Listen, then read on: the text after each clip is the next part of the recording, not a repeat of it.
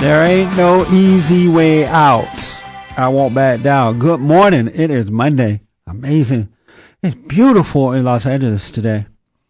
I know that around the country there were a couple of hurricanes or tornadoes, but I pray for those folks and for a speedy recovery.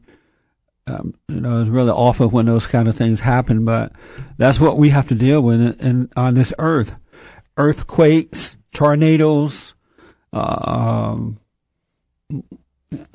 snowstorms, all kind of crap. But that's what we deal with. But let's pray for the folks and wish them well, speedy recovery in those areas that were hit by tornadoes over the weekend. Jesse Lee Peterson is here. Welcome to the show. It is Monday morning, bright, beautiful, sunshiny morning in Los Angeles, and hope that you are well around the country, that you had a good weekend. We had a very interesting discussion yesterday. We have a guest for you, and I believe that they're getting the guest for me now. So as soon as they do, we'll bring him up. But we had a very interesting discussion yesterday in our Sunday morning services. If you're ever in the Los Angeles area or you are in LA already and you would like to attend our Sunday morning meetings, you're more than welcome. From 10, they began at 10:30 a.m. on Sunday mornings, and all are invited. Young, old, male, female, black, white, Hispanic, and whatever you are, you're welcome to come. We had a discussion about love and lies. I find that the people I run into, most people I run into, and I do a lot of public speaking around the country, love lies over truth. They don't believe in truth. They believe in lies, even though they say they believe in truth. And it was very, very, we're going to have to start taping those meetings. That's really what we need to do. But it was very, very, very interesting. And that most people do love lies, even though they thought or think that they love truth. And we talked about the evidence of loving lies. How do you know when you love lies? Because most people don't recognize that they love lies over truth. But it was very, very, very interesting. So if you would like to attend our meetings, Sunday morning meetings, you can call us at 800-411-BOND, 800-411-2663. Or go to our website at bondinfo.org.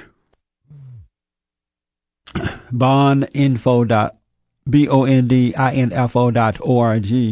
And get the address from there, the time of the meetings, all invited Sunday morning. You don't want to miss these meetings. I mean, I look forward to them. I do a lot of speaking, so it's not like something I have to do, it's not like something that, I do because I can't get talks or speaking engagements anywhere else. I look forward to the Sunday morning meetings because of what I learn from myself and from others, to be honest. Because a lot of stuff I know, and I don't know that I know it until I say it, until I speak it. So it's very interesting. Lines are wide open today. It is Monday morning in beautiful Los Angeles. And lines are wide open if you'd like to call in. It is 888-77-JESSE. Jesse is with no I. 888-77-53773. Feel free to call in. Lines are wide open. My guest is Reverend Timothy J. Winters. And he is the pastor of Bayview Baptist Church out of San Diego, California.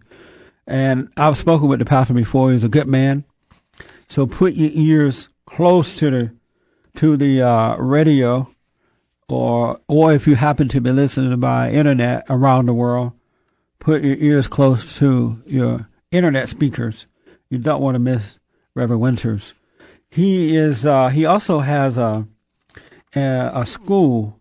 Let's see, it's the Namibia Leadership Academy. Namibia Leadership Academy. He's going to talk about that as well. Let's see here. Reverend Winters, good morning and welcome to the show. Good morning to you, Jesse Lee Peterson. You and I were supposed to have gotten together, it just didn't come about yet. You know, we got to do that. Yeah. I guess our listeners need to know we have not met personally. Yeah. We've done all of our fellowshipping and interaction by telephone, but it's good to hear your voice again and to salute you for the good work that you do, Jesse. Thank you very much, and right back at you. I have a lot of respect for what you're doing. Thank you, sir.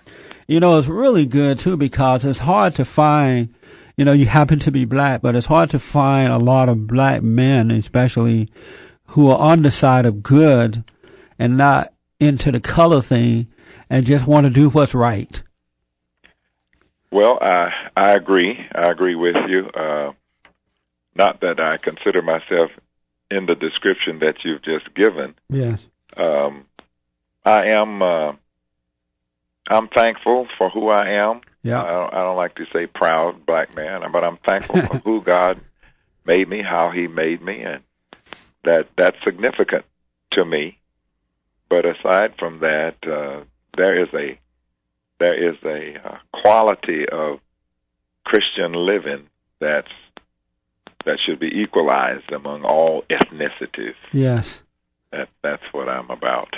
You are, and I appreciate that. There's so much I want to talk to you about. Let me get into some of the current issues first, and then we want to talk about salvation, because we definitely want people to, be born again, to find that new way. But I want to talk to you about this riot that happened in L.A. last, I believe it was on May 1, May Day, with the illegal demonstration, pro-illegal immigration rally, which turned ugly when there were a couple of agitators who threw rocks and bottles at the police officers. Sure. And they had to come in with the batons and rubber bullets to clear the area. And now the attack is upon the police officers rather than the illegals. I read a report that 12 to 13 police officers were hurt. You have California Assemblyman Speaker Fabian Nunez and John Mack, who is the L.A. Police Commission, coming out after the police officers. It's like in America today, criminals have the rights and police are considered criminals. Am I seeing this thing upside down? What do you think about that? Jesse, my viewpoint on that is that the whole perspective or perception of the demonstration, well, that's what it was. It was started out supposed to be a peaceful demonstration. Right. My point is that the whole perspective and perception of supporting illegal immigration is out of kilt in the same sense. Well, let me back up a minute and say we're being invited as blacks to join that in supporting illegal immigration. To say that it is similar to our struggle or was similar to our civil rights movement. Yes. They're not the same in the same sense that gays and lesbians are saying to us, join us and help us win our rights as you won yours. The premise for the illegals here is wrong. They're illegal. Yes. And from there, the whole thing is just out of focus for me.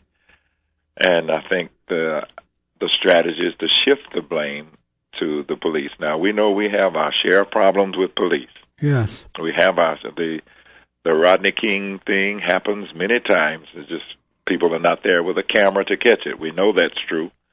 But this situation is just off center from the start. I agree. Yes. The police chief apparently came out and apologized. So these officers really don't have a chance if the police chief is not supporting them.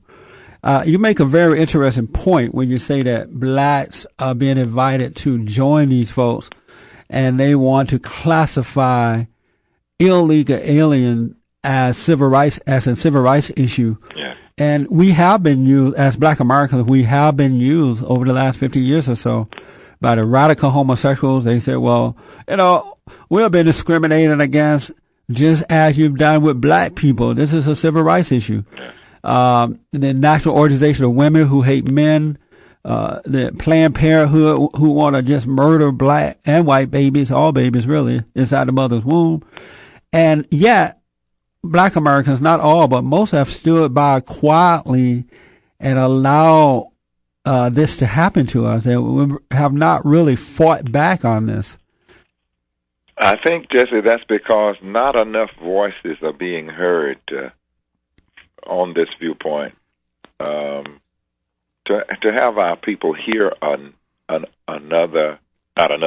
alternative viewpoint, which in my perspective is the correct viewpoint on this matter of support. We were citizens, and we fought for our rights as citizens of this country. That's right. Okay, who were not being allowed into the mainstream of American life. That's what we fought for. We didn't fight to get in here and try to stay here illegally. That's right. I don't understand. It's weird to me. One other issue that I read this morning that is categorized as a black issue is this AIDS disease. I was reading blackpressusa.com where Congresswoman Maxine Waters want the government to pass a bill that requires all prisoners to have an HIV test when they enter into prison, when they come out, and she wants the insurance companies to pay for it. But they are now calling the AIDS and HIV a black disease. And to me, that's just incredible, that all of a sudden this is a black disease. I remember when AIDS first came out, and it was predominantly in the homosexual community, people were saying that it was a homosexual disease. There was just an outrage about calling it a homosexual disease until they finally stopped doing it. I see. And now they're calling it a black disease. I see where you're going with that. I'm not aware that that's the new trend now for labeling the AIDS virus. HIV is the virus. AIDS is the real illness. Right. I'm not aware of that, but your point is well taken. But again, we don't speak up enough. We're not organized. There's no structure for the voice of I think the majority viewpoint of African Americans is not in the small window of political persuasion that you hear that gets the attention of the media as the viewpoint of black people. Right. I agree. One other issue about that, Jesse Jackson and some of the so-called civil rights leaders called the AIDS disease or HIV virus, AIDS disease, a civil rights issue. And when they say civil rights issue, it's about government money. Sure. Let me take a quick break, Reverend, and we'll be back in a moment. 888-77-JESSE, 888-53773. Back in a moment. Lines are wide open.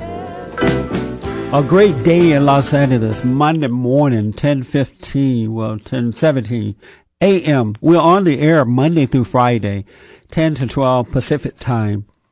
Tell your friends, if you're not getting us in your area by way of radio, you should always listen to us online by going to bondinfo.org. bondinfo.org. And some of you have already gone to your local radio stations and told them about the show, and they can just plug in now.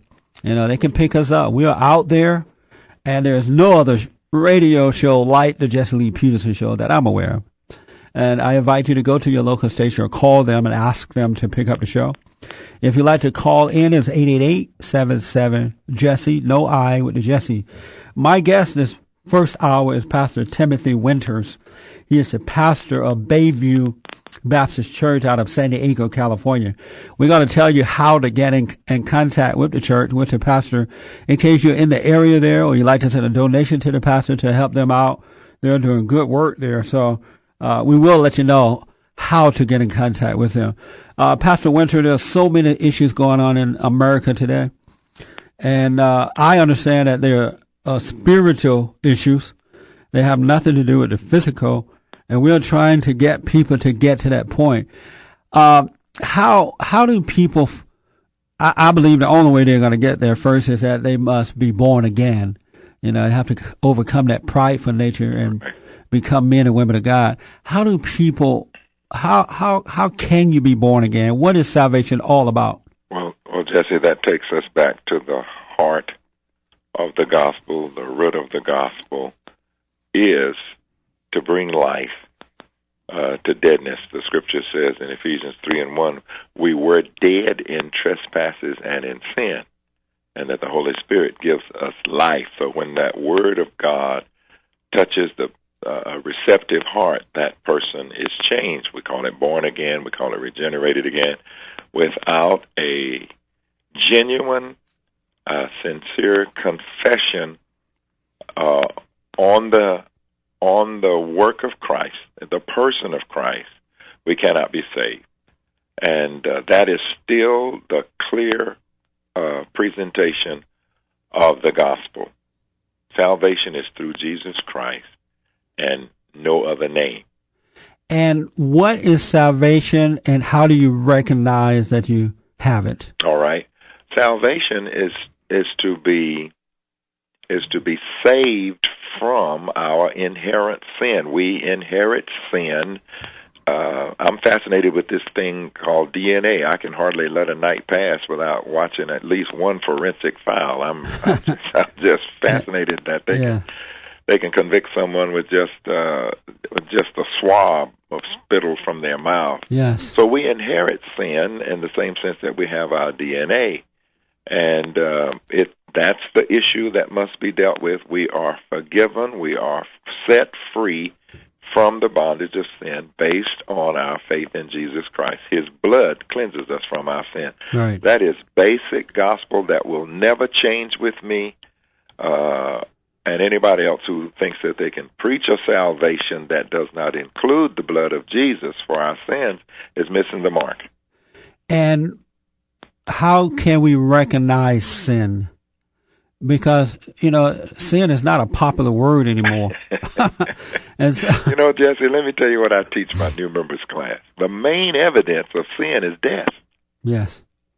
The main evidence of sin, there's no explanation for death outside of the Scriptures. The Bible is the only source that gives an explanation for dying. Everything living dies, animate and inanimate. Goldfish in the bowl, parakeet in the cage, flowers in the garden. Everything dies, and the Bible is the only source that gives an explanation for that. And so are all people sinners? All people? Yes, all have sinned. All are born sinful. Is that our fault that we are born sinful? Oh, I'm glad you asked that, because a lot of people would like to suggest that it was Adam's. If there was an Adam, they go on and on. If there was an Adam and Eve, then it's their fault. But I just indicated that we inherit biological DNA from our parents. We also inherited a sinful DNA from our parents. Now, we would have a good argument before God if God had not provided salvation for us through Jesus Christ. There's an option. We choose. It's like a person cussing out the umpire because he didn't get to first base in time. Right. That's the umpire's rule. If you don't get to the base before the ball is thrown, you're out. You can cuss the umpire out all you want. So we did. I mean, is it true that we inherited sin from Adam? It's because of what he did. Yes. But it is constantly passed down, continuously passed down from parents to children, generation after generation. That's how it works. That's how it works. Oh, okay. And is there like anything in our life that you can point out that say any action or any act that we perform or carry out that says that that's sin? Okay. I'll say it for me. I'll use myself as an example. We are sinners based on our nature. It's in our nature to be sinful. Men do masculine things because of a masculine nature. Right. Women do feminine things because of the feminine nature. So right. We have this nature in us to sin. Sin, Jesse, oftentimes we think is just the bad things that we do. sin is also the good things that we don't do. In the run of a day, none of us do all the good that we can do.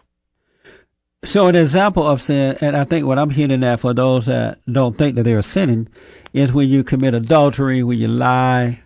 Those are examples. When you having children out of wedlock, and that a sin? It is a sin, but all sins are forgivable. Do you know that I've had many preachers to tell me lately that having children out of wedlock is not a sin? No, there's no curse on the child as such, as some people would take it to extreme. Right. But to do that is out of the will of God. God wants children to be born in a family. Yes. In a family of a father and mother, in a family of a husband and a wife, I should say. God desires, that's his. Now anything outside of that is sin. That's not to say that mother or that father cannot and should be repentant of what they've done. I have to deal with that in the church. Me too. That's how I explain it. I think one of the reasons a lot of pastors are afraid to say that now is because they don't want to offend the mother. Yes. And they don't want the mother to lead the church. They don't want her to feel badly, so they don't say that that's a sin. No, I counsel the mother, the unwed mother, along with parents if they're available. What has happened? I've had anyone refuse or reject my admonishment to them as to what to do now. That's right. You did this, but what to do now? And that's to go before God and ask Him to forgive you, ask Him to bless the child. He'll do all of that. Yeah, I agree. Homosexuality, is that a sin? Homosexuality is a sin. How do your members react when how do the people of your church, because a lot of times you have guests as well, how do they react when you say that? I've had guests to have been offended, but the disciples at the church, they know that I don't bend the Scripture. I don't bend the Scripture. I didn't write the book. I have to preach it. That's right. And so I have my suspicions of some people, some men and women in our church. But if they will submit themselves to the Word as it goes forth, not my voice, but the Lord's voice, we have no issues. I'm not trying to single anybody out. I'm not tracking anybody down to see what their lifestyle is. I don't take necessarily and make that a point other than when I'm under the inspiration of the Holy Spirit to do so. I preached a whole series on it so that I wouldn't just pot shot at homosexuality in messages. Right. Like I have done and like some preachers do.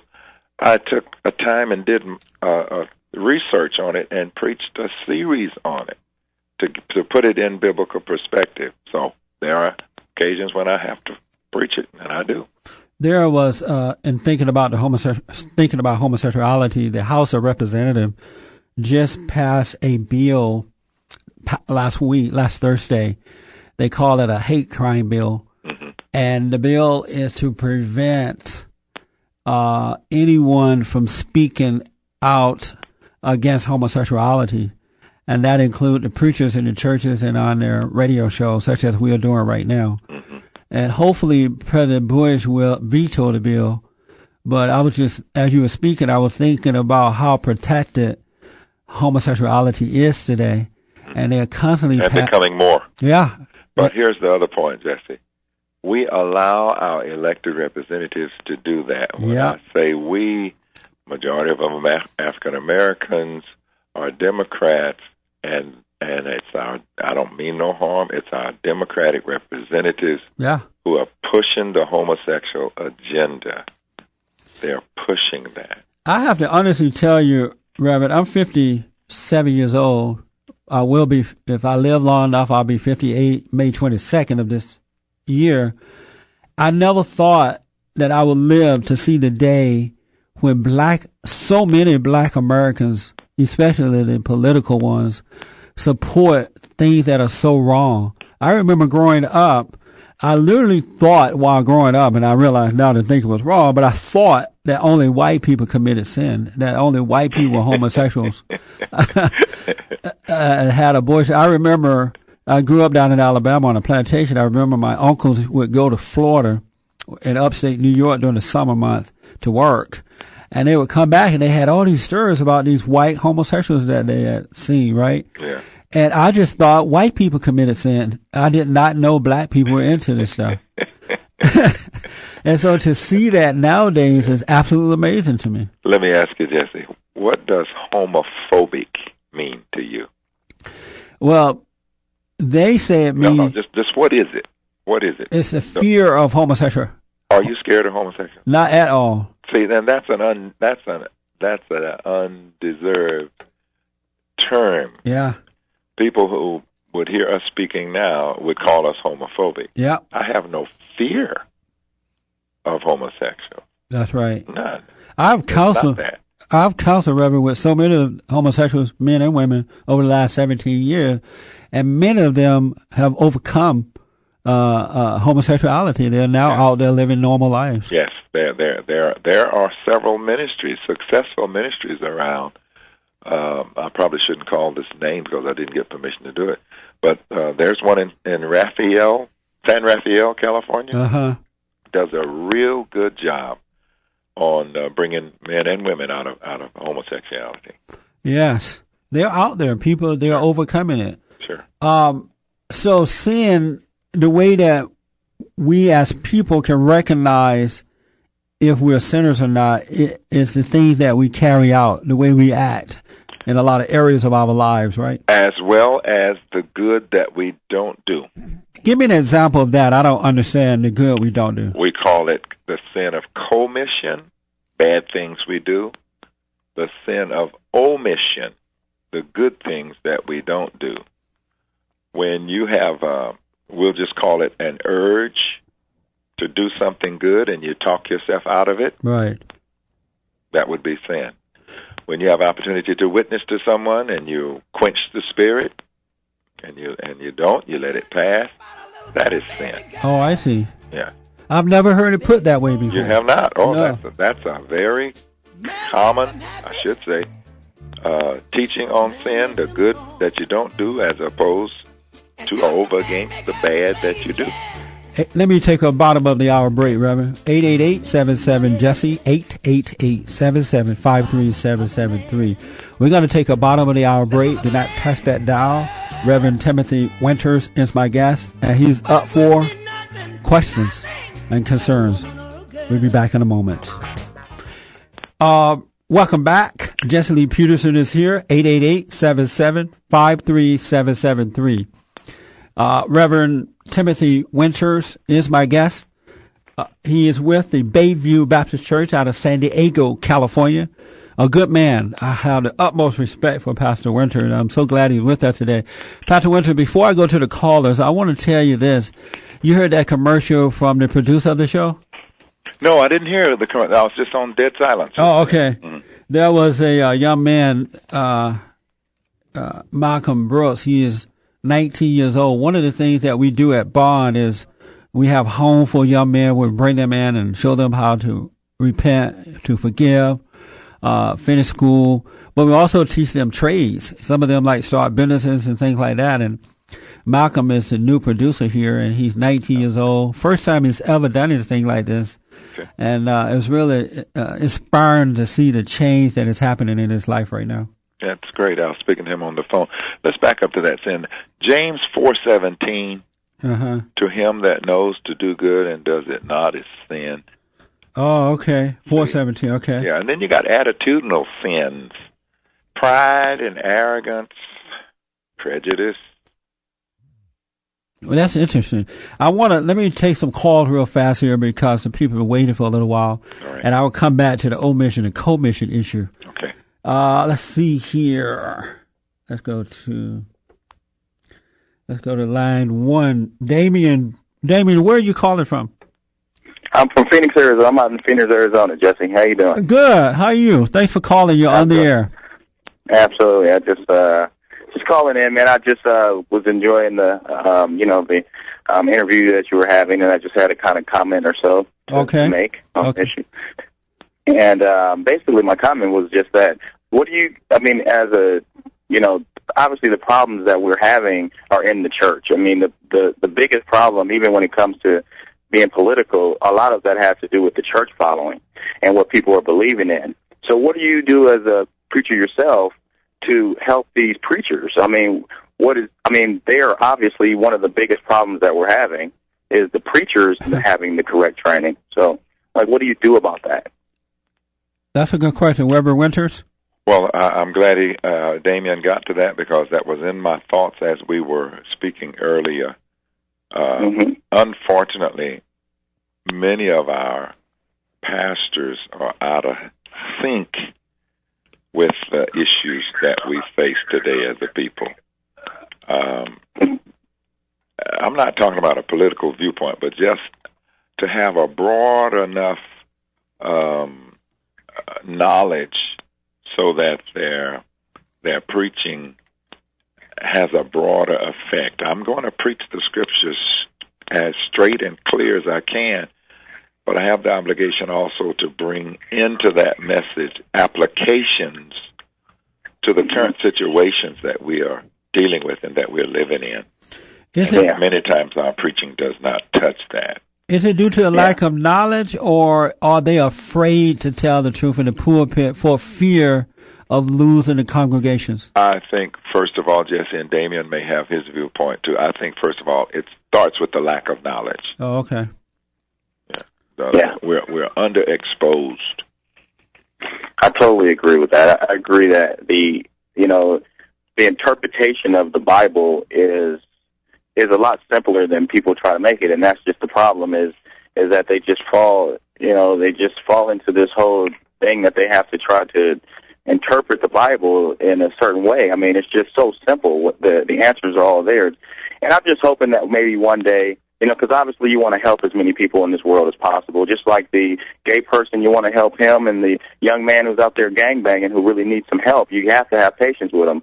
But you do have to have patience with these preachers. But I just think that there's some kind of way to teach preachers to kind of come to grips with, a fine line of how they're affecting the world. I mean, that's the whole problem. I mean, I know it's more a spiritual issue, but you have to admit that the following of the church is what makes a lot of these political views go further and where they become laws and stuff. So, I just feel like there got to be a way to get to the preachers to help them, because they're kind of close to God, or some of them are, at least, Well, Damien, thank you.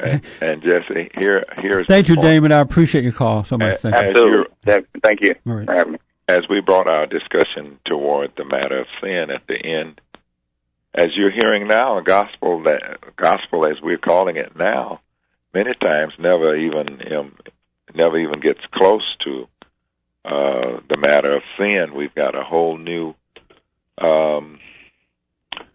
flavor, if you please, of the gospel. Yep. And it does not touch anything related to sin. It's getting all you can and sitting on the can and poisoning the rest so nobody else can get it, that kind of thing. I've had, over the last 17 years or so, we've tried to get many of the ministers, and this is both black and white now. At one point, it was just black ministers we were trying to get involved with the abortion issue, because since the early 70s, over 15 million black babies have been aborted. And every day, 1,500 or so are aborted inside the black woman's womb. And these kids are so young. These girls are very young in having these abortions. And many other black preachers said they're not going to get involved in the protests because women have a right to do whatever they want with their bodies. And who are they to tell them not to do it? And they don't seem to really care about sin or what's really going on. Yeah, the scripture says we're not our own. We've been bought with a price. That's what I ask. Whenever I hear women say, well, it's my body and my choice, I ask, well, can you tell me how you created your body? Yeah. If you could demonstrate how you created this body, then I would accept it's your body. But the scriptures tell me that our bodies are not our own. Our bodies are the temple of God. That's right. And that we should worship him. And so that means you have to keep that body as clean as possible. Sure. Because it's God's house. And most of them, they can never, well, not most, none of them can ever tell me how they created their body, their choice. Right. I'm sorry, go ahead. I was told this would be a 30-minute Oh, okay. interview, and I'm past my time. Oh, I didn't know that, Reverend. Yeah. They didn't tell me that. Yes. All right. Oh, there's so many other issues. Well, we'll have to have you back then. Okay. So, because I didn't know it was 30 minutes. They forgot to tell me. Okay. Tell the folks how to get in contact with Thank you. your church and your ministry. First Reverend. of all, they can use the website BayviewBC.org. Bayview BC. That's B as in boy for Baptist Church. BayviewBC.org. And we have a very nice website that will bring up all of the various ministries that we have. As it relates to the salvation thing, as you matter as we were discussing. Yes. Jesse, I baptize every Sunday. Yes. Every Sunday. That is good. We have a thriving church. Baptism is not hidden in the evening service or once a month on communion night, just before the choir comes in, or after the choir is in the choir stand and a processional end. I hit the water. It don't take 5 minutes to baptize 5 or 6 people. Yes. Right back in church, but nothing stops. We do 2 services. The first is at 7:45. That's our largest service. Is completely packed.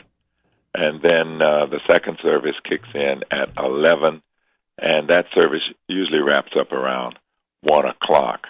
We have what we call SICL, S-I-C-L, Studies in Christian Living in between. We don't do Sunday school anymore. We select our own literature based on what we've just been talking about, the many issues that are going on and for Damien's concern about pastors, cutting-edge pastors need to look for information to help our people to live in these times. That's right.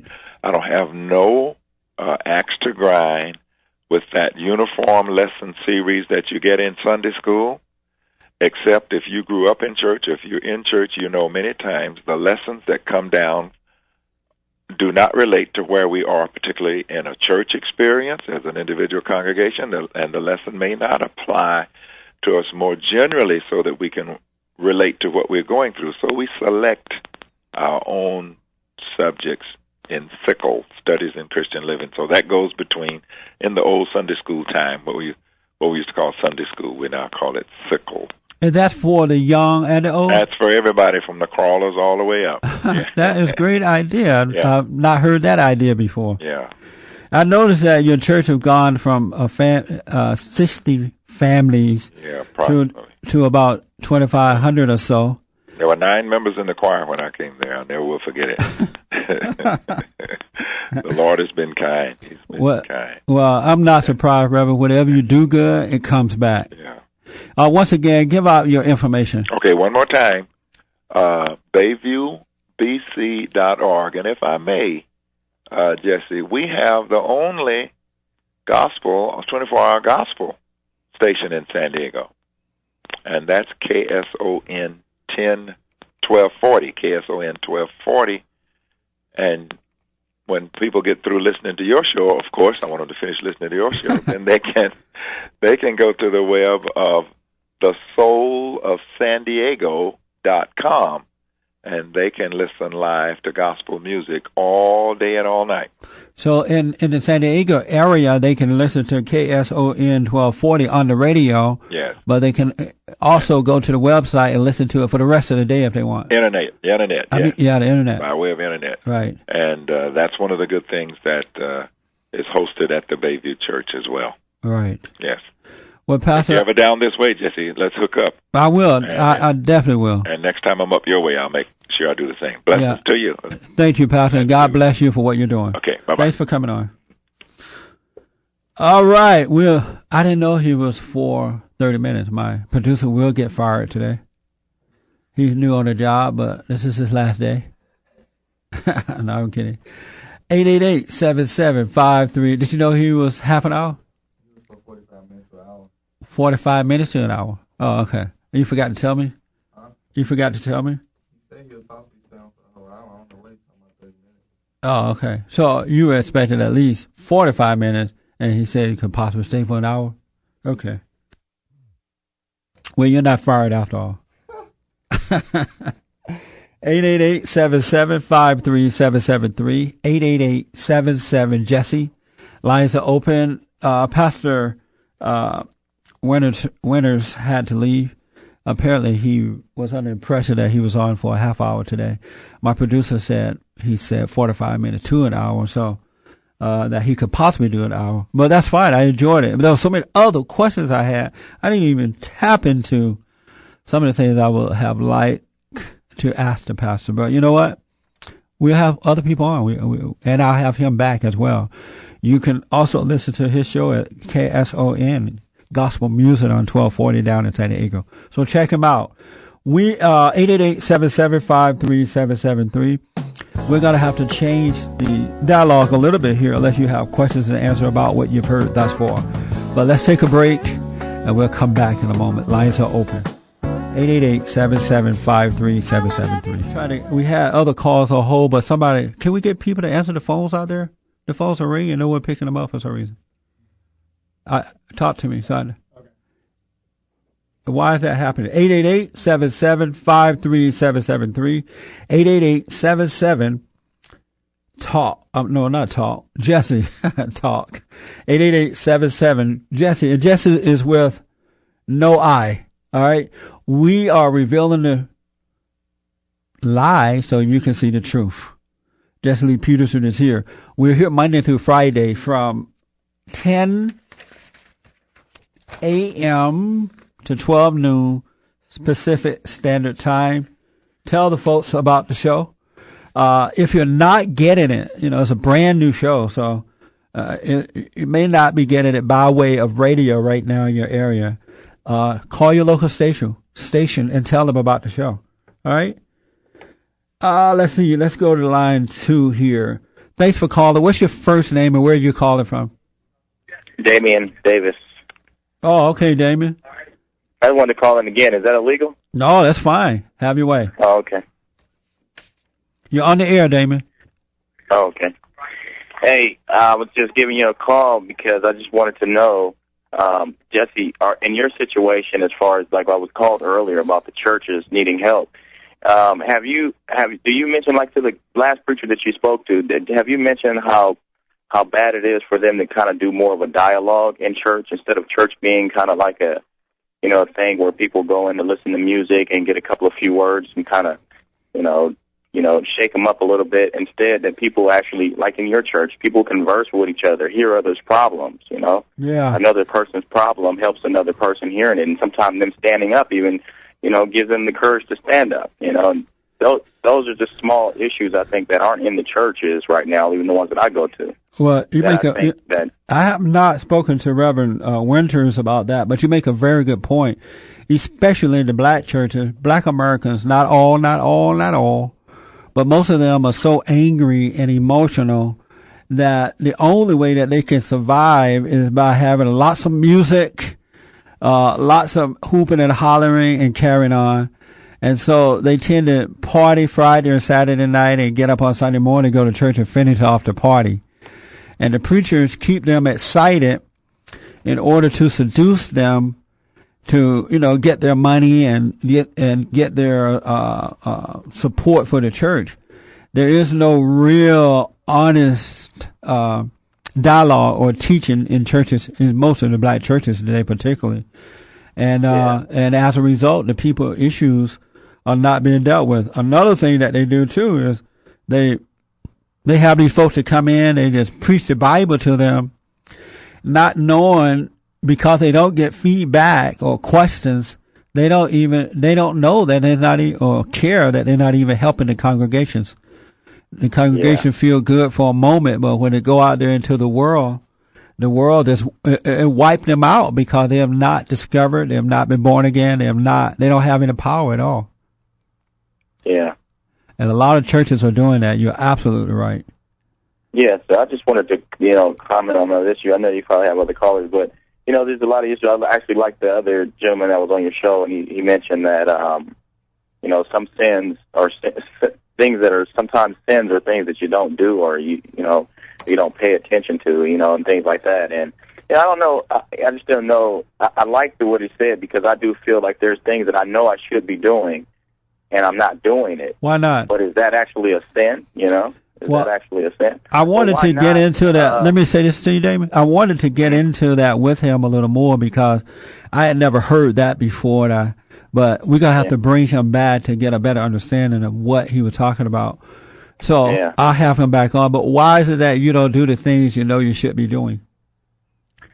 It's like, I think it's just, I just feel like, I don't know if I feel like I'm being forced to do it, you know, because, okay, I know I want to do it, but yet I have these other things that I like to do. Or I like to, you know, drink or, you know, have a cigarette or something like that. And those are things that I know that I shouldn't be doing, but I just don't want to give them up right now. And it's like, and sometimes that keeps me away from being fully faithful to God, because I know that, you know, with those things right there, that it's almost like I feel like I don't have a choice, you know, like I'm not going to win anyway. You know, it's like might as well be bad until your calling comes. And, you know, whatever happens, you get hurt or something, or you get a disease, or, you know, can't breathe or something like that. And then that's when I feel like, then I guess when my back is against the wall, that's when I work best, you know, or something like that. And I'm not convinced of that. Right. So. One thing about smoking and drinking, most people smoke and drink because they want to deny reality. They use cigarettes and alcohol and other things to keep away from consciousness. They don't want their conscience to convict them of being wrong. They don't want to face who they really are. And so they smoke and drink to stay in denial.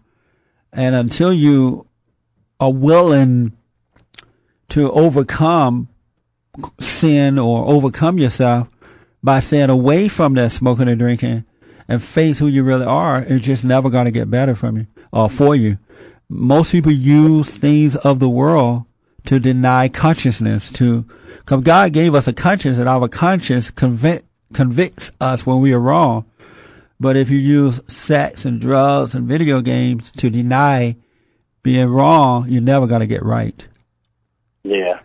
But you got to learn to take the pain of your conscience so that God can come in and save you.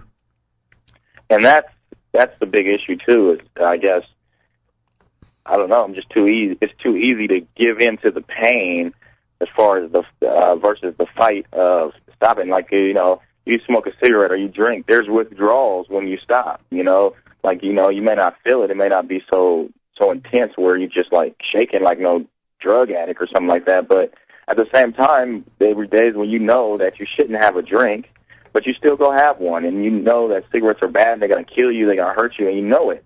But you still go have one. Even if you tell yourself, I'm not going to do it, I'm not going to do it, you know. Yeah. It's the weirdest thing, man. I really... Well, I would, if I were you... People have to go through some kind of pain or something like that before they really realize, because that's one thing that happens to wake people up, pain or some kind of suffering of some sort, you know. Yeah, pain causes you, or should cause you, to cry out to God to help you. But if you're smoking that cigarette or using something to help you to forget rather than remembering, then you're not gonna, by taking away the pain, you're not gonna cry out to God. And the cigarettes or whatever you're using become your God, and you should have no other God before Him, because God is a jealous God and He doesn't want you to use another God.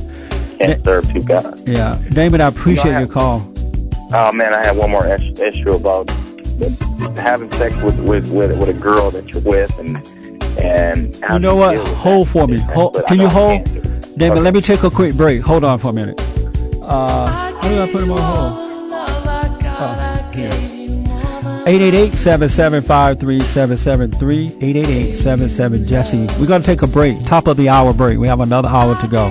Back in a moment. This is a man's world. Yep, this is a man's world. Welcome back. Oh, it should be. Welcome back. Jesse Lee Peterson is here. Men are not men anymore. You know, it's pretty sad. They're feminized. They wear ponytails and earrings.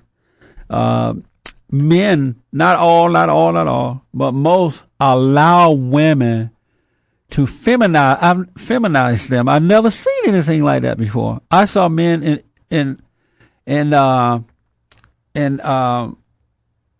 I saw men in high heels. And it's just amazing how that is. But anyway, welcome back. Jesse Lee Peterson is here winding down the last hour for today. We are here Monday to Friday, 10 to 12 noon Pacific Standard Time. 888-77-JESSE. Jesse is no I, all right? 888-77-53773. We deal with all issues. So tell folks about the show. Brand new show on the air now.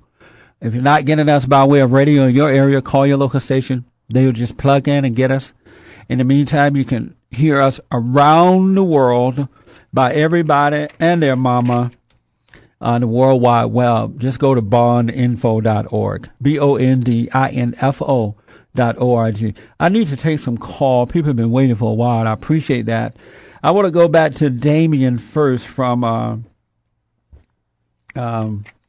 Arizona, and then we'll take Melvin next from Oklahoma, and on, all right? We're going to move calls in this last hour. If you'd like to call in, we do have a couple lines open. You can jump in there at 888-77-53773. Let's go back to Damon real fast. Damon, repeat the last part of your question just before we went to break about having sex, I believe, out of wedlock or something. Yeah, I was just saying as far as having sex with a girl that you're with, that you're trying to help. You know, you're trying to help her as a person. So you hope that she listens to some of the things that you say and takes advantage of that knowledge being there. But then you see that she still will have sex with you. And obviously, I've learned, even though I can listen to the right thing to do all the time, I always get to this point in my life where I'll do anything to get what I want. You know, as far as sex goes, I guess. So I guess you could almost say you're lying because you won't mention certain things that you know are right. Like you won't tell her, you know, well, you know what? I really think that you should realize that our life can be better if you allow me to go through these type of pains, and you'll get the better. You'll know who I really am. See, you can't know who I really am if I always get what I want. When I get into that frustration state, and then how I act and how I react is how she'll know who I really am without sex. So what do I tell her? How do I do? I mean, I can't make her listen to you or listen to what I say when I'm conscious, but then when I become unconscious and want what I want, then what do I do? Very good question. So you're saying that you're having sex with a girl, a young lady, and she won't listen to you when you tell her the truth because you are having sex with her, and you won't tell her the truth when you want to have sex with her. Exactly. Well, she's not going to listen to you. One thing that men need to understand is that if you're having sex out of wedlock and trying to tell a woman the truth, she's not going to listen to you because you know that you are a liar. You're a hypocrite. You're not what you're teaching. You're not what is coming out of your mouth. And there's no way she's going to listen to that. It's hard for women, not all, but most, to listen to men anyway nowadays. But they're definitely not going to listen to one that is a hypocrite. He's asking her to do one thing while he's doing wrong.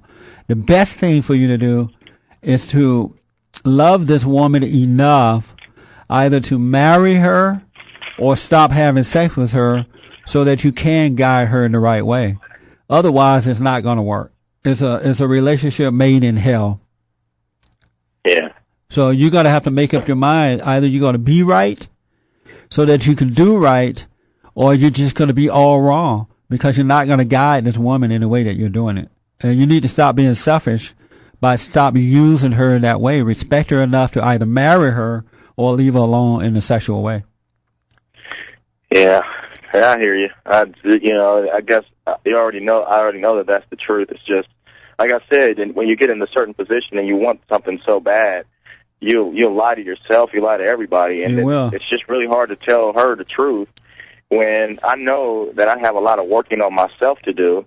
But then what if, well, you can't help her until you help yourself first. And you got to stop loving lies and love the truth. It's the truth that's going to set you free. And so when you come into this understanding that I got to love truth more than I love the lie, and then you shall be saved. Your whole world will start to change. But you can't love lies and truth. You either love one and hate the other. So you got to make up your mind. If I want to cross over into truth, or am I going to live a life of lies and just don't try to help, because you can't help if you're not a good example.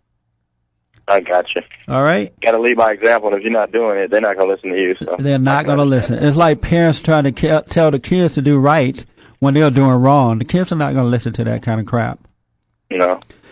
Damien, I appreciate it. I understand. Thank you. All right. Thank you for your call. Great call, Damien. Okay. 888-775-3773. 888-77-JESSE. There's a line open if you want to jump in there. Let's go to Oklahoma with Melvin. Melvin, thanks for calling. Thanks for waiting. You're on the air.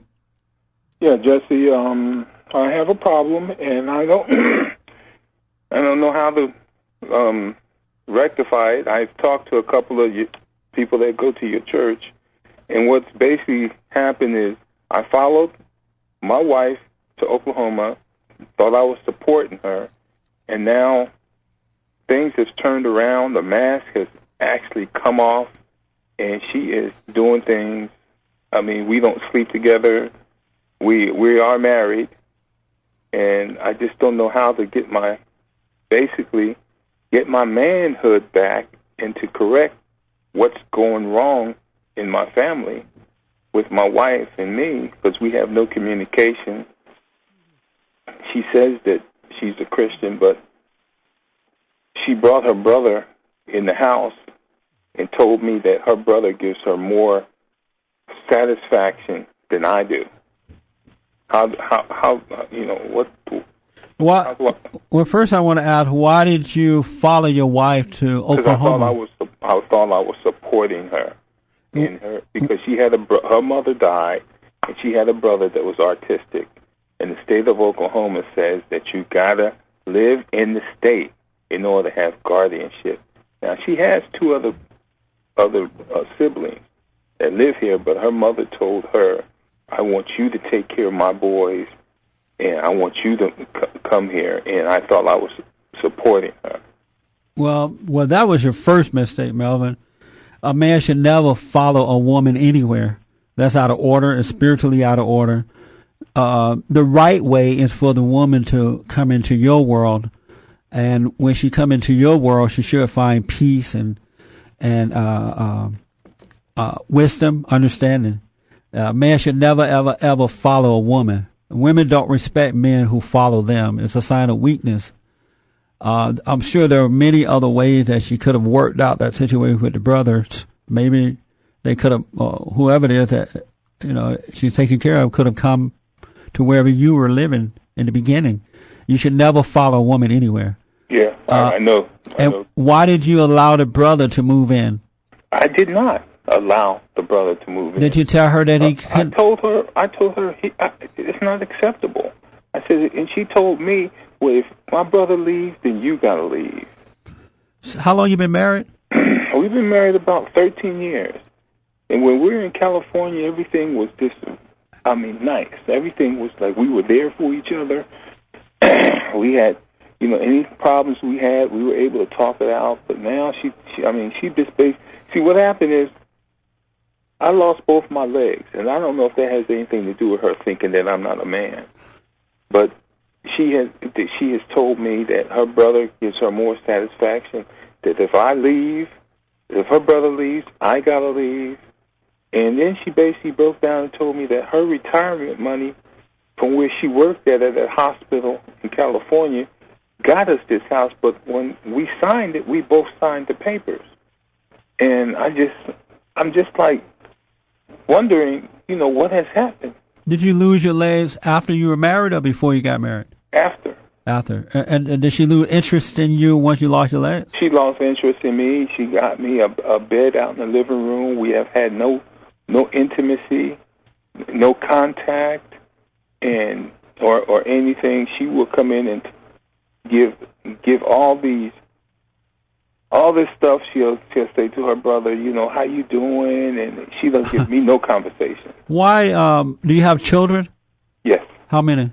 One. How old is your child? 9 years old. Boy or girl? Girl. A girl.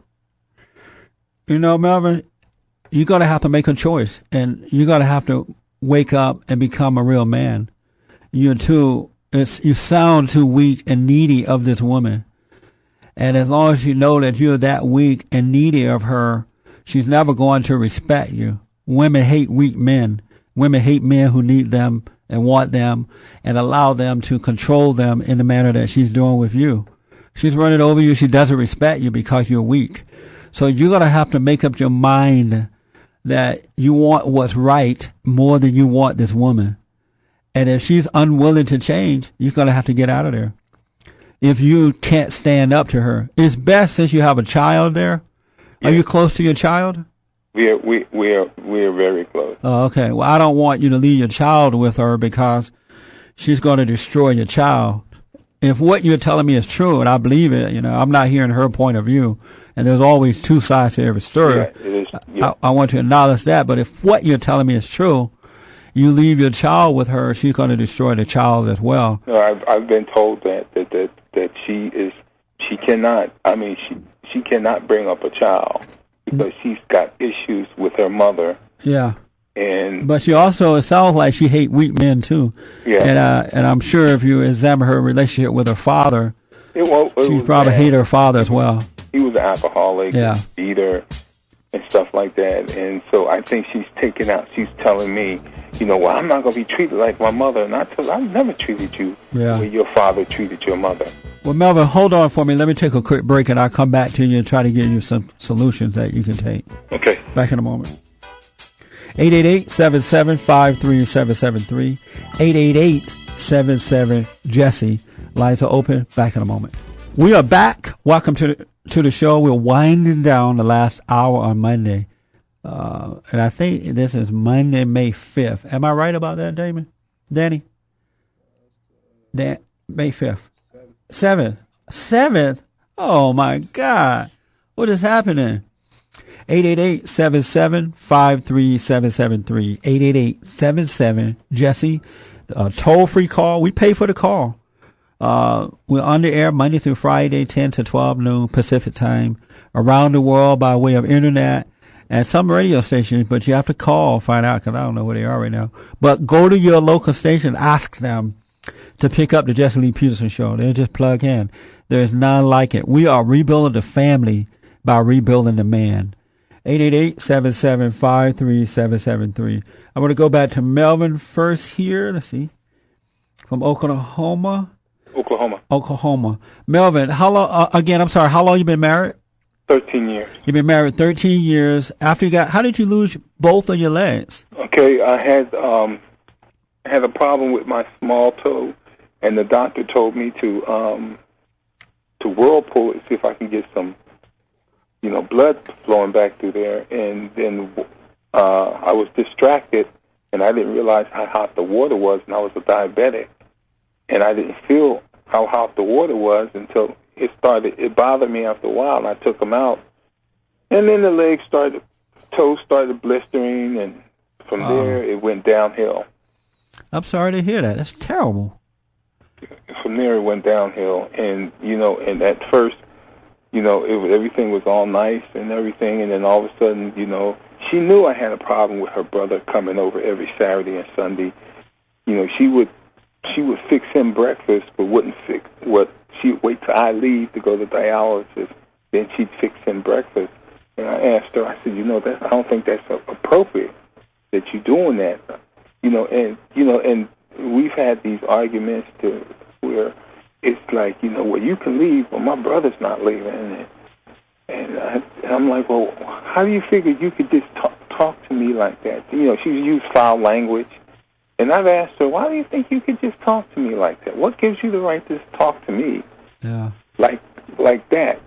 And she claims to be a Christian, but she avoids going to church. So I go to this church up the street, and I don't know. Are you able to take care of yourself financially? I get a check, disability. I worked for the city of Los Angeles when I was there. Oh, I see. And I get a disability check every month until the age 65. But I've been trying to start an in-home business so I can get some extra money in because, things that I'm finding out that she's doing, I can't understand where our money's going. She's she's going to payday loans, and she's, and then I find it, and I said, I thought you said you weren't going to do this anymore without telling me. And she has no reasonable answer for that.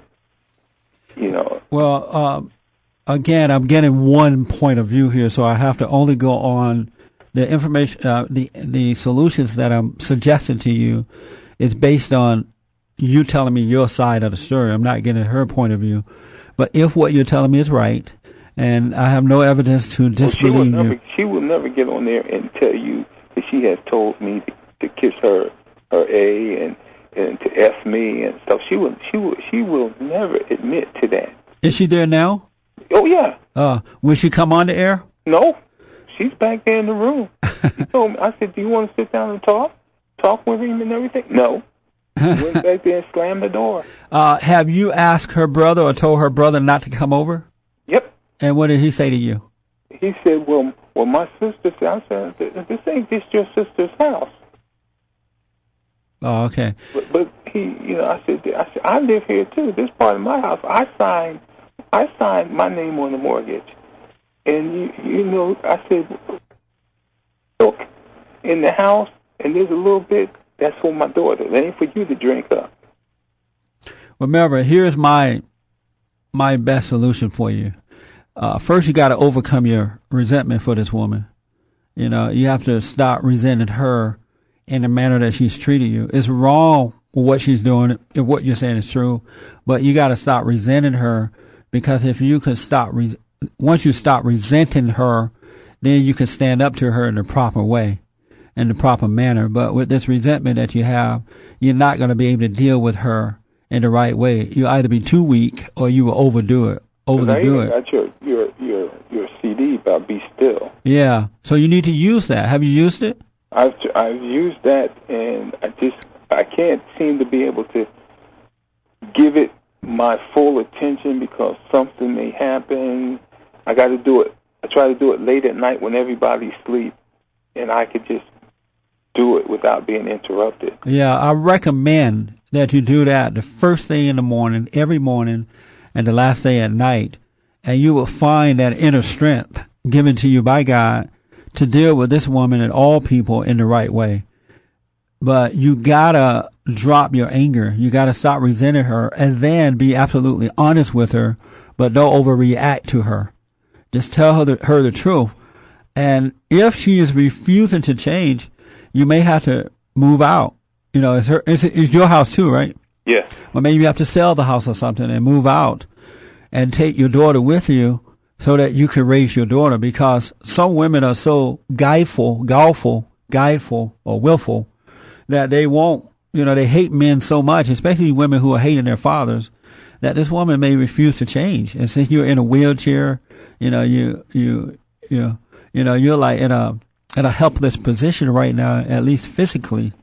So you may have to get your money out of that house and get your own place and take your daughter with you and just focus on your daughter, raising your daughter. But you can't need this woman love. You can't need her approval.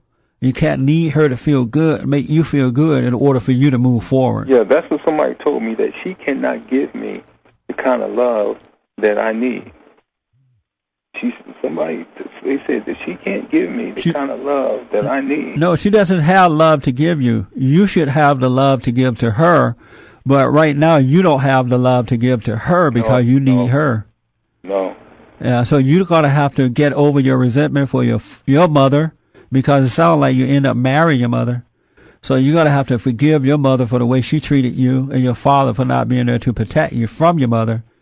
And so that you can deal with this woman in the proper way. You have to get to a point where you don't need her at all emotionally. It's abnormal for men to need women emotionally, because women need men to help them overcome their emotion. And if you're emotional and you need her to, in an emotional way, it's like two women being together. Yeah. And so you're going to have to work on yourself. Hey, you know what I would recommend right now? Instead of moving out at this point, I would get quiet within myself. I would do that prayer that I've taught you, that you have on that CD. Yes. I would just every morning, every night, do that for now. And then you'll find yourself starting to see clearer and feel better and you'll be able to start dealing with this woman and life in the right way. Because you're not going to, in the situation that you're in right now, you're not going to be able to do anything about her, but you can change the way you deal with her, and that's what's going to make you feel better. But I really appreciate this, because I've been I can't sleep at night. I'm taking all this medicine for anxiety and depression. Yeah. And I'm just well, it's because you're a very angry, insecure, needy person, and you've used this woman to satisfy temporarily that need, but it doesn't last. Men make a big mistake, the wrong mistake, when they look to women for love. Women don't have love to give men. Men are supposed to get their love from Christ, and Christ get his love from God, and the man is supposed to pass his love down to the woman, and then she passes on down to the children. But when you are looking for love from her, you're gonna get hell. You're gonna get what you're getting now, because you are spiritually out of order. And so you have to pull away from that and quieten yourself by doing that prayer, so God can slow you down and turn you around and guide you in the right way to go. Because I got one of your newsletters too, because I had gotten that tape, and I'm gonna start maybe calling and talking to the counselors or something. Yeah, do me a favor. For now, forget about your wife and do this prayer that you have, and call me on Friday and let me know how it's going. I certainly will. If you do the prayer, if you're faithful in prayer, God would definitely change your life for the good. Okay. Because a man should never look to a woman for love. Okay. They don't have it to give. It should be the other way around. Women look to the man as man look to Christ. Okay. And right now you're out of order, and that's why you're suffering. You have the wrong need for women. Okay. And your wife hates you for that. Women hate men that need them in that way. Okay. So do the prayer faithfully for the rest of this week, starting today, and call me during the show on Friday and let me know how. I want to talk to you how things are going. Okay. All right, but forget it. Forget about her. Don't let her frustrate you. Let her just act up and do what she's doing.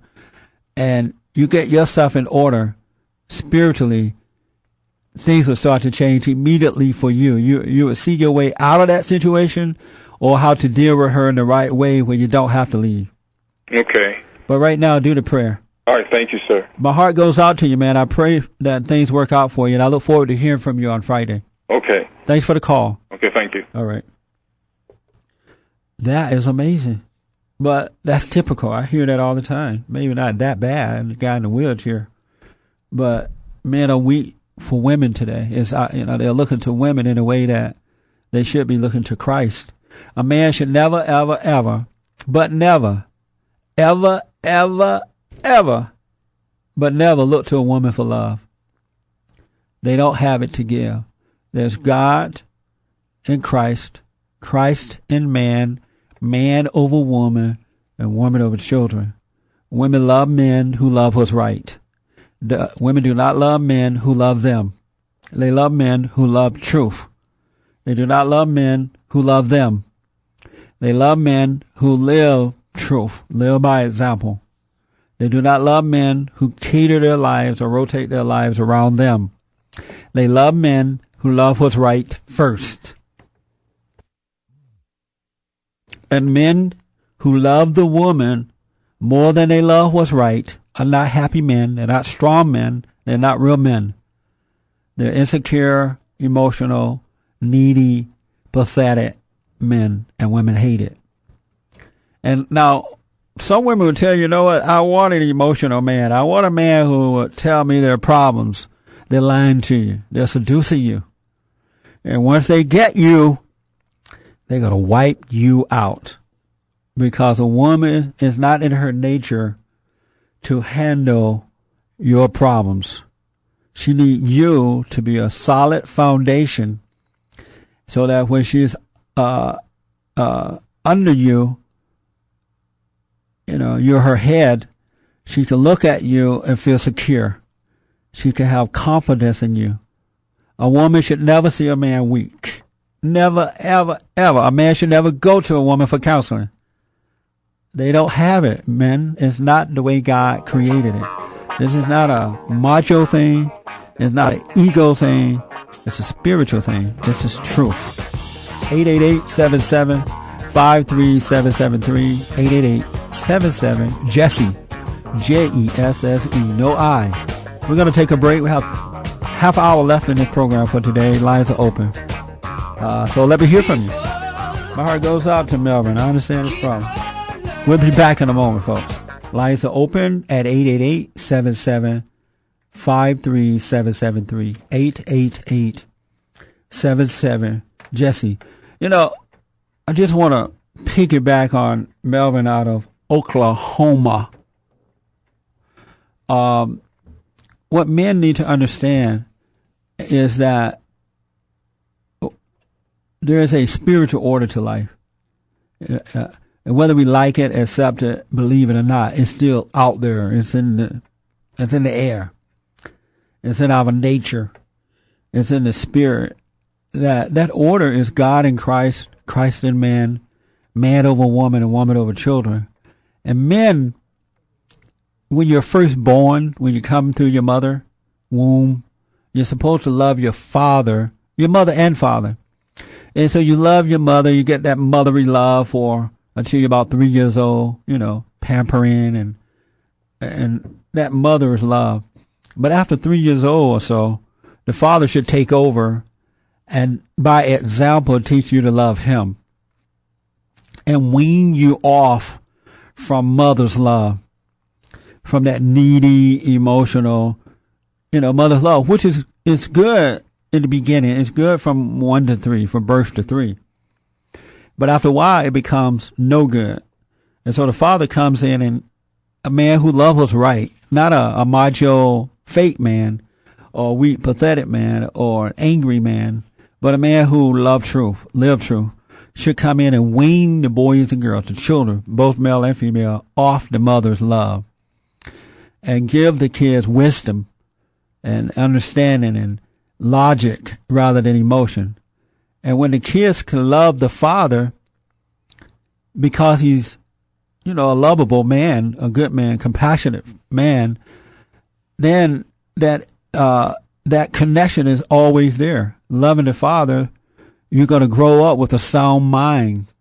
You're going to deviate still a little bit because you're going to have a bit of mama still in you.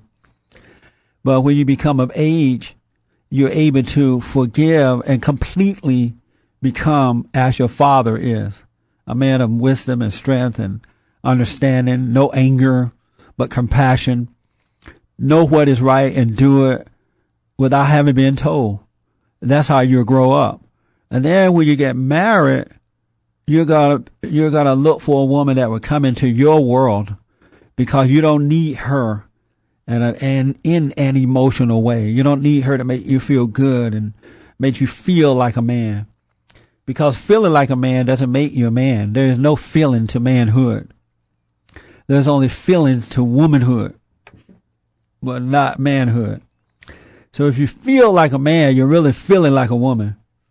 So what happens is when you grow of age, you're ready to date and marry, you meet a woman who agrees with your principle. God will give it to you. It'll just happen naturally. And she comes into your world. You don't go into her world and not all women are like this. I want to make this clear because there are women who are growing up with a father that they love and respect. But many are not, especially in the black community. When you have 70% of black babies born out of wedlock, it's going to be tough to find a woman who loves her father. And if you don't marry a woman who loves her father, you're going to catch pure hell. It's nothing but hell. It's hell. Because if a woman don't love her father, she's not going to love the man she meets. And most of the time, the man she meets, because you become attracted to what you hate, and you love what you hate, what you've been traumatized by. And so she's going to be attracted to a man who's just like her father. One that would cheat on her, one that is weak, one that needs her, one that can't stand up to her looking for love. So You catch hell. But if men and women love their fathers and they grow up loving their fathers, they're going to be attracted to, the men will be attracted to a woman who is somewhat like his mother, because we can't get around that really. Because if you had a good mother, a mother going to let go of that child and let the father have that child without a fight, because you understand it's the right thing to do, right? And so you would be attracted to a woman that is not made of hell, but are made of the light, made of good. And life is still, it will go on as good. It will still be challenging, but because you're walking by the light, you have a better chance of having having a good life, good children, and guiding them in the right way. But if those men, when you meet a woman nowadays, you better find out how she feels about her father. And if she resents her father, if she doesn't have a good relationship with her father, you better move on. Or you should not be having sex with her anyway. You can show her love by being honest and fair and tell her, you got to forgive, let go of that anger to your father, because you're never going to be happy. God said in the Bible that in the end days, or there would come a time where he would return the fathers back to the children and the children back to the fathers. That time is at hand. And so for Melvin and for Damien, who called from Arizona, they have a responsibility to love the women, in Melvin's case, his wife, in Damien's case, his girlfriend, to love them as Christ loved you, as Christ loved the church. Your body is the temple. Your body is the church. And Christ loved you in a righteous way. That's how you're going to have to love your women. You can't have sex out of wedlock and expect to get respect from your woman. You can't need your woman emotionally and expect to get respect from her. She would turn you into a drug addict, a liar, or sex addict or something, because you find yourself hating her so much. You got to go out and look for it elsewhere, because that anger that you feel awaken those sexual appetites, those emotions. Now you got to go out and cheat on her. But you got to have love, and love is not resenting. And men have been given the responsibility to represent God on earth. He is not God, so hear me out, but he is his representation. When the world see men, they should see Christ. They should see a patient, honest, hardworking, doing what's right, taking care of his family, man. But nowadays, because men don't love what's right, they love their lower nature more than they love what's right. You see weak, pathetic, emotional, needy, feminized men. And the weaker you become, the more the woman is going to feminize you. She's going to make a complete woman out of you. You got to turn away from the woman and turn back to God. You should have no other God before him. And the way you turn back, you got to forgive your mothers and grandmothers for what they have done to you. They didn't mean it. They couldn't help themselves. They hated their mothers and fathers. And that hate is passed on, that resentment is passed on from generation to generation to generations to generations. Because no one is pausing. I wouldn't say no one. Most people are not pausing for a moment in order to examine and know thyself, so that they can change spiritually and deal with this thing properly. So Melvin, you gotta pull away from your woman. She's doing this to you because you need her, and she resents you because you need her. If what you're telling me is true, and I have no reason to doubt you, she hates all men, including her father, even her brother. She really doesn't love her brother either, because if she loved her brother, she wouldn't allow her brother to come in and disrespect you. But she's using her brother as well, if what you're telling me is true. So you got to pull away from her and look within. Forgive your mother and grandmother for setting you up to be subject to women instead of to God. They couldn't help themselves. They know not what they do. And if you just be quiet, be still within, use that prayer that I taught you, or the CD that you bought. If you're interested in getting a copy of Be Still and Know, you can go online and order it at bondinfo.org, bondinfo.org, or call us at 800-411-2663, 800-411-BOND, and order a copy of Be Still and Know. It doesn't cost that much, shipping and handling included. It doesn't cost that much. And be still and know God. Not be still and know the woman, or your dope, or your cigarettes, or your alcohol, or your phony friends, or be still and know God. There's a better life in love and truth than you can ever find in love and lies. And most people are liars. All their friends are liars. If you notice, men are not attracted to women who tell them the truth. They're only attracted to women who lie to them, make them, quote unquote, feel like a man, until they hook them in their webs, and then they show them that they're really not men. And women are not attracted to men who would treat them right. They'll seduce them if they try not to have sex with them, or especially, but not only. Melvin said his wife was a, quote unquote, Christian. The Christian women, not all, but they are the worst. I've counseled with men over the last 17 years who caught more hell from Christian women than they have from women, quote unquote, of the world.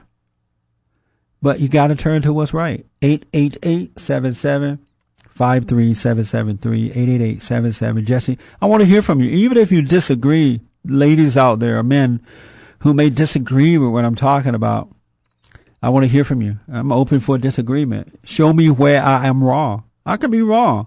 I'm not wrong, but I could be wrong, but I'm not. It's a spiritual order. Even the preachers, especially the black preachers, they are weak, pathetic men. Not all of them, of course, but most are. They have turned their household over to the woman, and they have turned their churches now over to the women because they can't stand up to their wives. They need them to validate their selfish ego, to make them feel like a man. Sex them up so that they can feel good about themselves, like a dope dealer. You know how the dope dealer come and he give you some free dope to draw you in, and once he got you, he destroys you. That's how sex is with men. They're too needy of it. It keeps them in the darkness. It weakens them. It gives them a false sense of identity. And mothers start out, not all mothers, but mothers start out doing this to their children, their boys and girls, when they're helpless, defenseless, and subject to the mothers. And the fathers have already been wiped out by their mothers, so they marry these women or get with these women either by not getting married, and they leave their children with them. It's a spiritual battle, folks, and it starts in the home first. This is not a man versus woman thing. This is a good versus evil. 888-77-JESSE, 888-77-53773. We're going to be back in a moment. Lines are wide open. Okay, we are back. Welcome to the show. We also provide counseling. If you need counseling, whether you're a man or a woman, male or female, young or old, we do family and individual counseling at Bond. You can call if you're out of state. If you're not in the Los Angeles area, you can call 1-800-411-2663, 800-411-BOND, B-O-N-D, and just tell them that you want to set up an appointment for counseling. And we have counselors available for you to help you, to guide you, to point the right way for you, men and women, because women have to forgive too. It's the anger of the woman that you see in the children. Women must forgive. And this is not a woman bashing thing. This is a truth thing. We can't, men and women of God cannot fall for the world idea in that we can't tell truth when it comes to, we can't speak the truth when it comes to dealing with women. Women need to hear the truth because they're hurting from the lie that they believe within their own hearts, the lie that they use to justify their bad behavior. the lie that it's the father who causes the children to become angry. Now, you do find that. It's very rare, but most of the time, this anger comes from the mothers. Now, especially in the black community, the fathers are not around. They're out making babies by somebody else and their mama, so they don't have time to make the kids angry. Yes, the kids feel a void for the father not being there, due to the father not being there. But the anger that you see in gang members, male and female, these boys and girls who are going to jail, committing these crimes, having sex out of wedlock, disrespect of women, it's been passed down from their mothers. And if the grandmothers are raising them, it's coming down from the grandmothers, because these women are angry in that it's difficult to raise children on their own, because kids do not listen to mothers after a while. And now the mothers have to beat the life out of them, intimidate them, and threaten them in order to get some type of cooperation from the children. The wrong way to deal with it, but that's what they're doing. And kids end up resenting that kind of torture. And the moment that they resent, you become like what you resent. So now the nature that is in the mothers and grandmothers now has been passed down to them. I hear a lot of boys and girls, young or old, tell me, I'm just like my mother and I don't want to be. That's because that anger that's in mother is in you. You got to forgive. And when you forgive, when you forgive, you go to them and say, you know what, I'm sorry for resenting you. Don't ask them to forgive you. God will forgive you. If they have any decency, they will too. But when you ask people for forgiveness, most of them are not going to do it because they like having that control over you. Melvin's wife, if what Melvin is saying, she loves having that control over him. It turns her on when he is whimpering and whining and begging and getting upset. And I mean, that gives that nature inside of her energy. Now, you ever had anyone who taunted you to try and make you mad? A man or a woman to a man. And when you don't get mad, they try to do good things to make you feel good, or they taunt you until they finally get you angry. And once you're mad, they seem to be satisfied. It's like now that you're angry, they feel better. That's because they have taken your life. They've sucked the life out of you. You're giving them your life. You're giving them energy. Your energy. You feel drained and they're all excited. They're ready to go another 8 hours nonstop. So when you go to these folks, or your parents, or whether it's father or mother, ask them to say, you know what, I'm sorry for resenting you. I was wrong. It's wrong for what you've done to me, but it's wrong for me to resent you. I become like you, and I'm wrong. When you repent in that manner, God will forgive you in an instant. You can go free, never being the same again. But as long as you judge, you're going to be judged. And when you judge, you're playing God. And when you play God, you should never know God, because there's only one God and you're not God. We have the responsibility to discern, but not judge. I want to, in the last few minutes we have left here, I want to, 888-775-3773, 888-77. Jesse, lines are open if you want to call in now. They're wide open.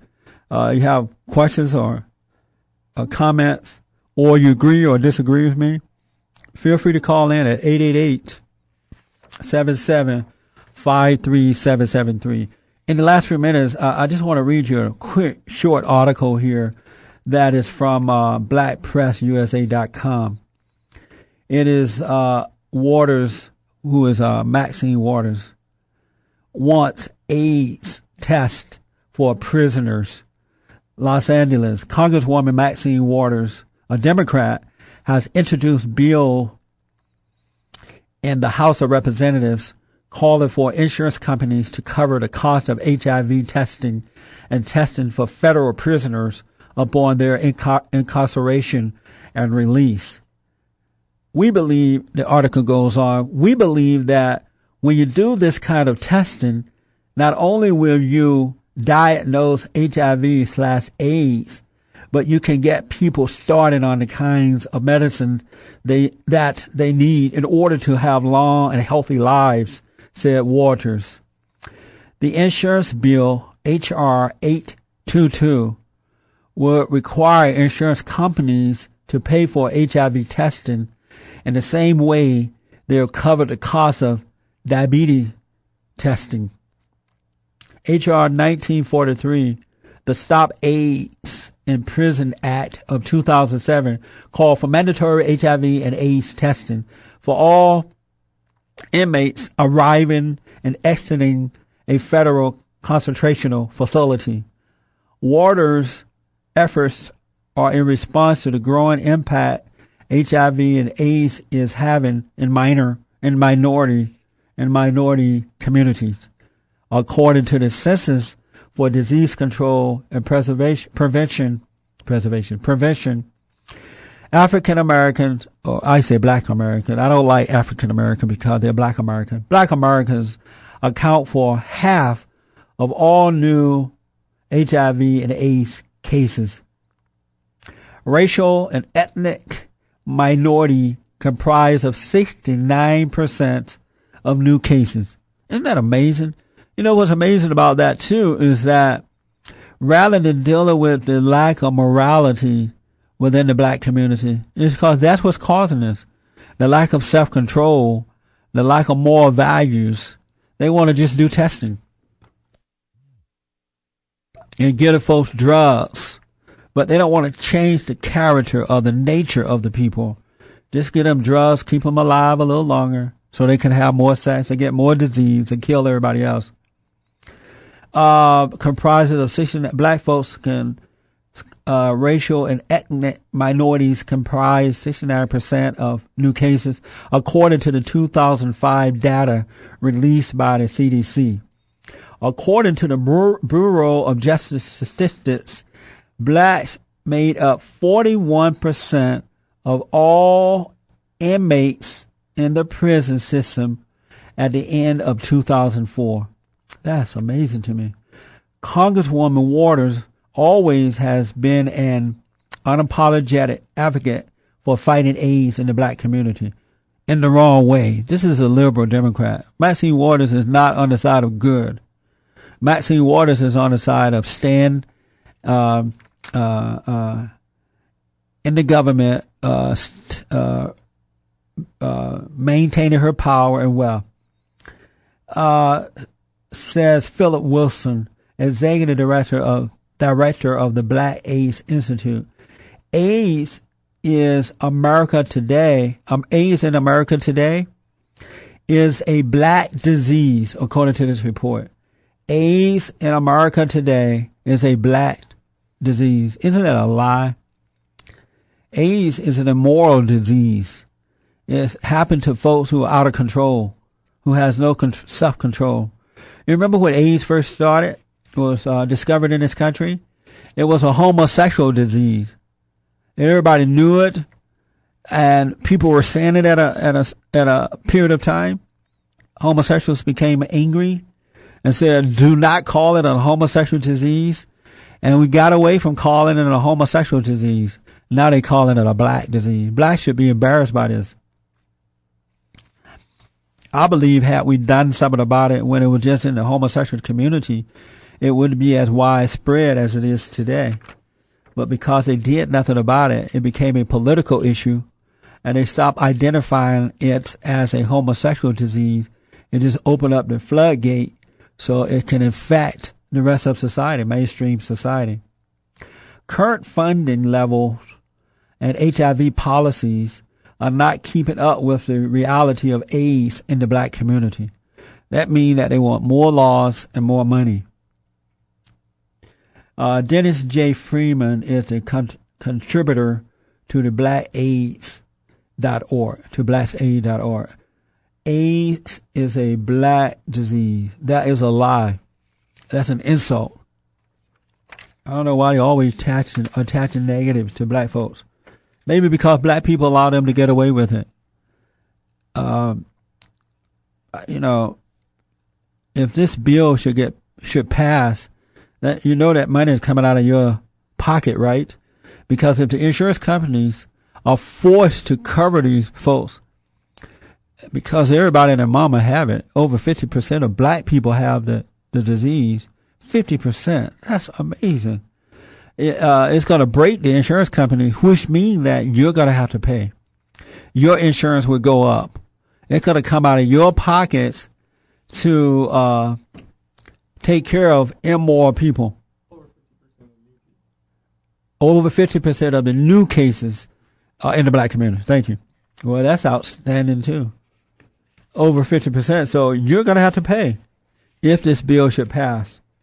I would suggest that you call your representatives and ask them to vote no on H.R. 822, the Maxine Waters bill, requiring you, insurance company, to pay for testing for people who are going in and out of the prisons around the country. Everybody and their mama had that disease. If I were black people, I would be scared to have sex, to be honest with you. I would really have to wait until marriage, get a blood test done and everything before I married. I mean, how can you take that kind of risk? The people look healthy, but they're danger zone. That's amazing. Don't forget, folks, that we do counseling, family and individual counseling. Go to our website at bondinfo.org, bondinfo.org. No matter where you are in the world, we'll counsel with you. You just have to call and set it up. You get a copy of the Be Still and Notate. It teaches you how to pray. Just calm down and let reality catch up with you. We'll be back tomorrow, 10 to 12 noon Pacific Standard Time. Tell the folks about the show.